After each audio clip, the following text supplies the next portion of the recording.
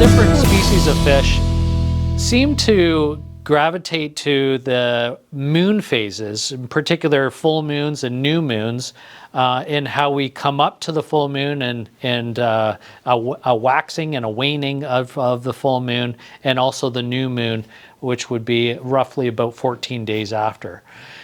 These are really kind of pivotal times where gravitational pull from both the moon, the sun, and the earth are in a particular trajectory that causes very similar to tides. Now, salmon, particularly Pacific salmon, Chinook and coho salmon, but also rainbow trout, they're very in tune with tides.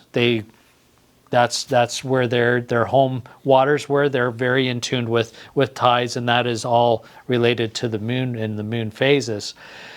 What we found over the years especially is that the full moon, obviously being the highest tide is at the full moon, will also, in freshwater and on the Great Lakes, has minor effects to elevation levels of the water, but it certainly has a profound effect of what the fish want to do, how they behave. And what we've noticed over the years is that our full moons, for an example, sometimes is not the best early morning bite, but instead would be closer to noon, for an example.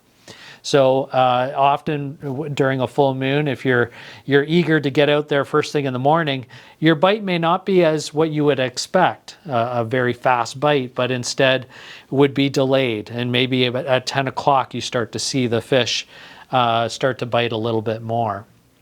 Full moons are a little bit difficult for us when we're talking about fishing throughout the day, largely because it's during the middle of the day, the bright sunny skies, and it's often not the best conditions. But generally when it comes to fishing for salmon, one aspect of salmon fishing that has not become popular is nighttime fishing.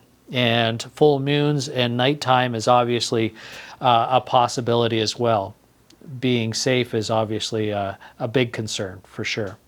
The walleye fishing on Lake Erie, for an example, is one that full moons are a very common place for you to go out and night fish for walleye.